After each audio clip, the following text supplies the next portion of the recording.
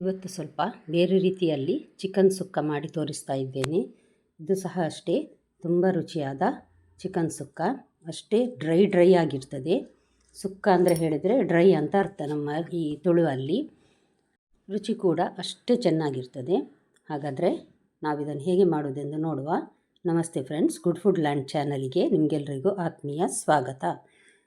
ಇಲ್ಲಿ ನಾನು 1 ಹಿಡಿಯಷ್ಟು ಕೊತ್ತಂಬರಿ ತೆಗೆದುಕೊಂಡಿದ್ದೇನೆ. ಇದನ್ನು ಚಮಚದಲ್ಲಿ ನೋಡುವುದಾದರೆ 6 ದೊಡ್ಡ ಚಮಚ ಆಗ್ತದೆ. ನೋಡಿ, ಈ ರೀತಿ ಕೈಯಲ್ಲಿ 1 ಹಿಡಿ ಹಾಕಿದರೆ ನಡೀತದೆ. ಇದು ನೋಡಿ ಟೇಬಲ್ ಸ್ಪೂನ್, ಇದು ನೋಡಿ ಟೀ ಸ್ಪೂನ್ ಸಣ್ಣದಾಗಿದೆ. ಇದರಲ್ಲಿ ಅಲ್ಲ, ನಾನು ಟೇಬಲ್ ಸ್ಪೂನಲ್ಲಿ ಈಗ ಕೊತ್ತಂಬರಿ ತೆಗೆದುಕೊಳ್ತಾ ಇದ್ದೇನೆ. ಮೊದಲನೇದಾಗಿ ನಾವೀಗ ಕೆಂಪು ಮೆಣಸನ್ನು ಹುರಿಲಿಕ್ಕಿದೆ, ಫ್ರೈ ಮಾಡಲಿಕ್ಕೆ. ಇದರಲ್ಲೊಂದು 10-12 ಉದ್ದ ಮೆಣಸು, ಬ್ಯಾಡಿಗೆ ಮೆಣಸು ಮತ್ತು ಗಿಡ್ಡದೊಂದು 4 ತೆಗೆದುಕೊಂಡಿದ್ದೇನೆ. ಉದ್ದ ಮೆಣಸು ಜಾಸ್ತಿ ಹಾಕಿದಷ್ಟು ಕಲರ್ ಚೆನ್ನಾಗಿ ಬರ್ತದೆ, ಕೆಂಪಾಗಿ.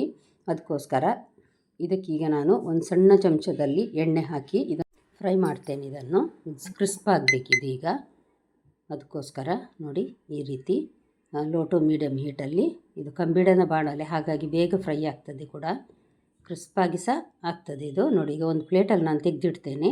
ಒಂದು 1/4 ಚಮಚದಷ್ಟು ಅಂದರೆ ಟೀ ಸ್ಪೂನು ಮೆಂತೆ ಕಾಳು, 1/4 ಟೀ ಸ್ಪೂನು ಸಾಸಿವೆ.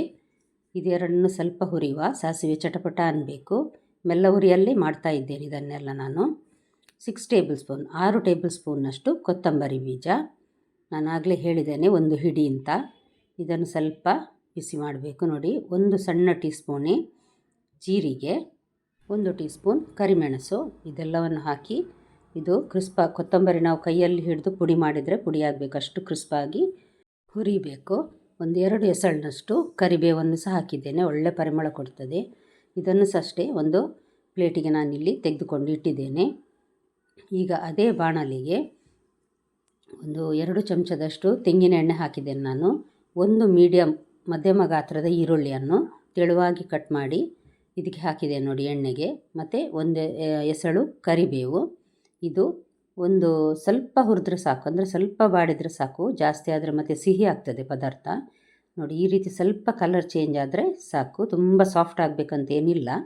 ಇದನ್ನು ಸಹ ಒಂದು ಪ್ಲೇಟಲ್ಲಿ ನಾನಿಲ್ಲಿ ತೆಗೆದಿಡ್ತಾ ಇದ್ದೇನೆ. ಈಗ ನಾನು ಇದಕ್ಕೆ ಒಂದು ಮೀಡಿಯಮ್ ಸೈಜ್ನ ತೆಂಗಿನ ತುರಿಯಲ್ಲಿ ಅರ್ಧ ಗಡಿಯಷ್ಟು ಹಾಕಿದ್ದೇನೆ, ಅಂದರೆ ಅರ್ಧ ಭಾಗ ತೆಂಗಿನ ತುರಿ ಹಾಕಿದ್ದೇನೆ. 1-1.5 ಕಪ್ಪಿನಷ್ಟು ಆಗ್ತದೆ. ಇದರ ಹಸಿ ವಾಸನೆ ಹೋಗುವವರೆಗೆ ಇದನ್ನು ಹುರಿಬೇಕು, ಅಂದರೆ ಸ್ವಲ್ಪ ಡ್ರೈ ಆಗ್ತದೆ ಇದು ಸಹ. ಎಲ್ಲವನ್ನು ಡ್ರೈ ಮಾಡಿ ನೋಡಿ, ಈಗ ಒಂದು ಪ್ಲೇಟಿಗೆ ನಾನು ಇದನ್ನು ಸಹ ತೆಗೆದಿಡ್ತಾ ಇದ್ದೇನೆ. ಈಗ ಎಲ್ಲ ಮಿಕ್ಸಿಯಲ್ಲಿ ಹಾಕಿ ಪೌಡ್ರ್ ಮಾಡುವ ಇದನ್ನು. ಇದು ಮೆಣಸು ಹುರಿದದ್ದು, ಇದು ಹುರಿದ ಕೊತ್ತಂಬರಿ ಮತ್ತು ಸಾಮಾನೆಲ್ಲ ಇದೆ ನೋಡಿ, ಅದು ನುಣ್ಣಗೆ ಇದನ್ನು ಪೌಡ್ರ್ ಮಾಡಬೇಕು. ನೋಡಿ, ನಾನಿಲ್ಲಿ ಪೌಡ್ರ್ ಮಾಡಿ ಇಟ್ಟಿದ್ದೇನೆ. ನೋಡಿ, ಎಷ್ಟು ಚೆನ್ನಾಗಿ ಪುಡಿಯಾಗಿದೆ ನೋಡಿ. ನಾವು ಫ್ರೈ ಮಾಡಿದ್ದು ಸರಿಯಾದರೆ ಚೆನ್ನಾಗಿ ಪುಡಿ ಆಗ್ತದೆ ಇದು, ಇಲ್ಲಾಂದರೆ ಸ್ವಲ್ಪ ತರಿ ಸಹ ಆಗ್ತದೆ.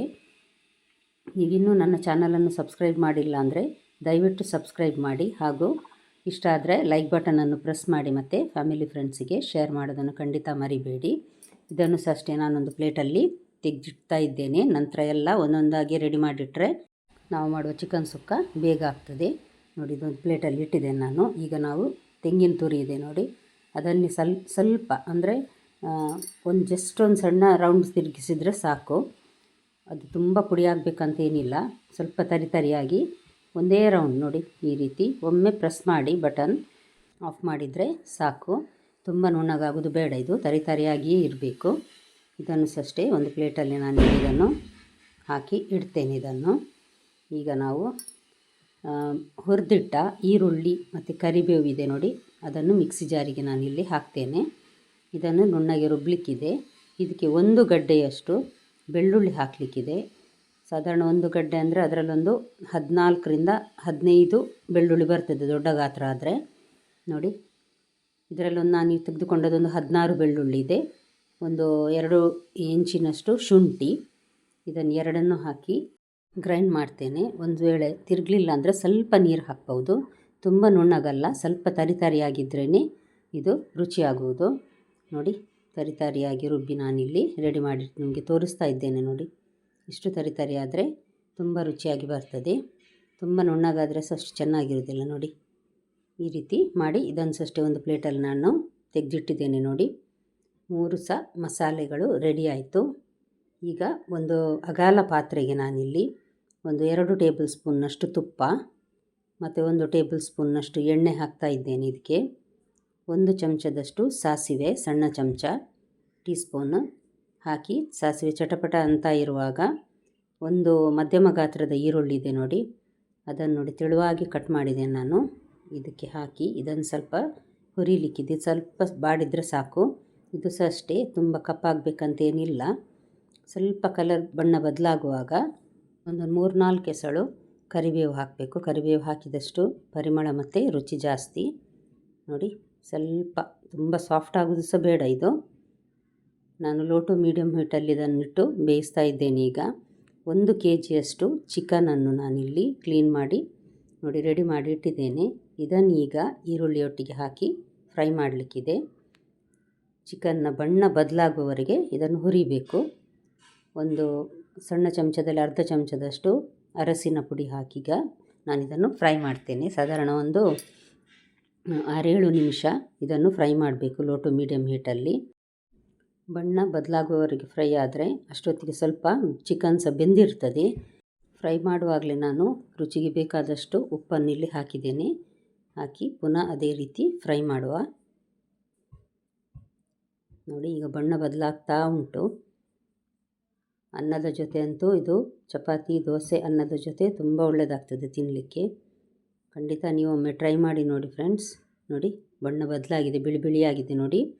ಈ ಸಮಯದಲ್ಲಿ ನಾವೀಗ ಪೇಸ್ಟ್ ಮಾಡಿಟ್ಟ ಈರುಳ್ಳಿ, ಬೆಳ್ಳುಳ್ಳಿ, ಶುಂಠಿದು ಇದನ್ನು ಪೇಸ್ಟನ್ನು ಹಾಕಿ ಅದನ್ನು ಸಹ ಅಷ್ಟೇ ಚೆನ್ನಾಗಿ ಮಿಕ್ಸ್ ಮಾಡಿ ಒಂದು 5-6 ನಿಮಿಷ ಫ್ರೈ ಮಾಡಲಿಕ್ಕಿದೆ.